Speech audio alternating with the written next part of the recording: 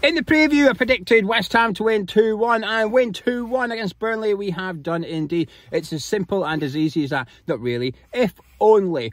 We were very, very lucky. We did not deserve that win. To sum it up already, at the very start of the video, to sum up the rest of the video, we did not deserve that win. David Moyes did not deserve that win. There's a lot of lucky people in the West Ham team and dugout this afternoon. Soufal was very lucky not to concede a penalty. I thought Danny Ings was very lucky to start the game. The whole team was lucky to come away with 3 points. And of course, David Moyes is very lucky as well. Because we haven't won that game because of what we did, essentially. A, we have slightly better players, and B, Burnley just aren't good enough. This, I imagine, if they haven't already been going away from games thinking, we're probably going back down this season. And when you look at the league table, you'd imagine they've still got a little bit of hope going into today's game. But I'd imagine this could be the game that Burnley fans walk away from thinking, we're probably going back down. Because we went 1-0 up against a West Ham side, which offered very little. And very little is being generous to what we offered today at Turf Moor. And they still went on to lose that game. That is not good for Burnley. But anyway, from a West Ham perspective, you might think, well, that does sound good. You've won 2-1, you scored a last-minute winner. Things are wonderful, aren't they? Not really.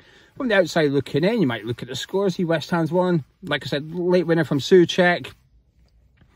It sounds exciting, but there was no excitement whatsoever. In fact, the entire first half, there was nothing, absolutely nothing from us. When that lineup came out at 2 o'clock, I'd imagine most West Ham fans would have went, really? We're going to see Danny Ings up front? And they were justified at the half-time. Not that we needed to wait till half-time, but at half-time, you were entirely justified for thinking that because there was nothing whatsoever from him, the team, nothing. And the worst thing is, while we were missing 2 players today in Antonio and Jared Bowen, I'm not sure they both would have started. If they were both fully fit, I think Moyes may have stuck with Jared Bowen as striker, Kudus on the right, Paqueta on the left.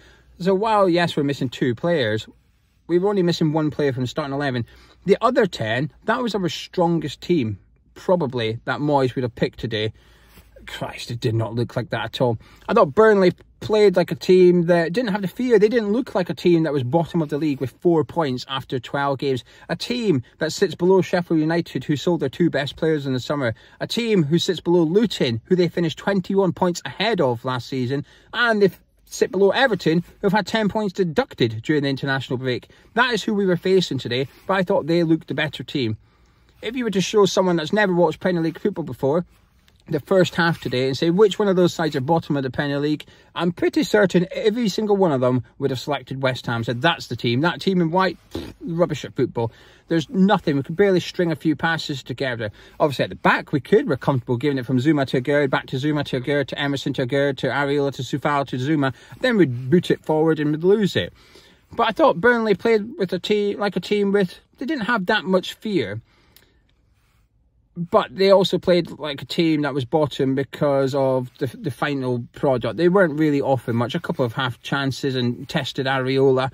And I do think they should have had a penalty on Soufal on Koleosho. But I thought it was a pen. We've seen the replay back at half-time. It looked like a pen. We got away with that one. Went in 0-0. I was feeling, to be honest with you, really annoyed. It's not even relieved to be going in at 0-0. I was just pissed off because it was entirely predictable when you saw West Ham starting 11 what was going to occur. And it's just frustrating because we've spent, 450 million and that's what we're playing like. We're playing like we've spent 45 million. It's not good enough whatsoever in the first half. Second half kicks off, they get their goal, penalty. It looked like a pen. It looked in real time. It looked quite soft. It looked a bit like Kudus maybe brushed him and he went down. Because we were terrified, by the way. Every time Koleosho got the ball, we were terrified. Understandably so. He's a great player, tricky little winger. But I felt like we were backing off. And he was just growing in confidence as the game went on. He started with a little bit of bravery. But we gave him the confidence to start running at Soufal. Second half, he came out, ran at us. Kudus, you can tell by Kudus's face. Again, I've seen the replay to this. You can tell by Kudus's face that's a penalty. So I've got no complaints there. Decent enough. Dispatched by Jay Rodriguez. And I think Burnley deserved the lead at this point to some extent. Not in the sense that because of the quality, but just because they were the side trying to win the game. I don't think we were. It felt like we came here to almost get 0-0 and get back down to London, as if it's, oh, we've got no Jared Bowen, so what we're going to do kind of thing. Well, that was the question, actually. The question I was asking at half-time as well. We've got no Jared Bowen, so what are we going to do? And the answer was, for the first 50 minutes of the second half, was exactly what we did in the first half. Yeah, because that was working. Well, tell a lie. Paqueta moved. Paqueta was on the left, and who I thought, by the way, was shit in the first half. I thought Paqueta was absolutely shit in the first half. I thought he gave the ball away countless times. We got bullied, by the way. It felt like, physically, it felt like we were playing like a Sean Dyche Burnley at one point. I thought Berg was bullying Paqueta. I thought Taylor was bullying Kudus. Koleosha was bullying Soufal, not physically. The other ones were physical battles. That one wasn't physicality, it was just ability. And they were playing like the side that had no fear. So I think they deserved to take the lead. Good to see the subs. The away fans were singing for Mubama for large parts of that game, and I don't know if you picked it up on the TV or anything, but the away fans were singing for Mubama to come on. He eventually did come on with Said Benrahma. Now, this is where, if we are going to start doing this, which is when we got a goal down, we need a goal, because we did it against Nottingham Forest as well, where we take Alvarez off and go a bit more attacking. I understand that. But I do think we're going to have a conversation soon. Well, we don't have to. I'll maybe have a conversation to my camera and you can reply in the comments. But if you want to have a conversation with me, you can, about subbing Kurt Zouma at the same time. Because a couple of times in that second half, once in particular, he tried to play someone offside and got it horrifically wrong. And unlike Agard, he doesn't have the pace to get back in. So when Zuma's caught out, he's gone. The only thing he's watching is that Burnley number fade away into the distance as he runs down the line with the ball. So we are going to start to push up a bit and play on the halfway line with our defence. You're probably going to have to sub Kurt Zouma for Mavropanos at the same time, especially when Burnley kept two up front. And I thought Kompany was a bit naive today. I think Kompany played into our hands at 1-0 up. He did everything right until they scored, and he stuck with like a 4-4-2. And it allowed us just a little bit of space when we needed it in midfield. But it did cause us a few problems on the counter-attack, and I can see why he done it. I admire it. It's brave, but it's maybe just a little bit naive for a side that's looking for their first point at home this season. We got back into it. An own goal, officially an own goal. Really good play by Kudus down the right side. And this is what it was going to take. It was going to take a bit of individual quality for us to get back into it, because there was nothing tactically. There was nothing to suggest that we've spotted any weaknesses in the Burnley team. In the second half, Trafford struggled for one of the crosses. He flapped at a punch, and you can see the reaction of the Burnley players as to how poor he is defensively at those crosses, because of the way they reacted. But he got stronger and he got better at them as the game went on. It was almost like we were allowing him to come and catch crosses. This is a keeper who, so far this season, has proven to be a little bit iffy at crosses. He was coping fine with them by the end of the match. And granted, we scored for 2 crosses technically, but they were on the deck. But really good play by Kudus. Looks like it was O'Shea that turned it in, but I'm going to say it was a Mubama goal for the sake of it. The away fans started saying Mubama. Mubama ran off. The players ran after him, and he looked buzzing for it. And after that, I thought Mubama really imposed himself. Did he dominate the Burnley defence? No. But I'll tell you what, I feel, I haven't looked, but I'm pretty certain if I was to go and look at the statistics of the players today, that Mubama would have outperformed Danny Ings on every aspect of the game, despite having half an hour to Danny Ings' hour in the game. There was only one winner.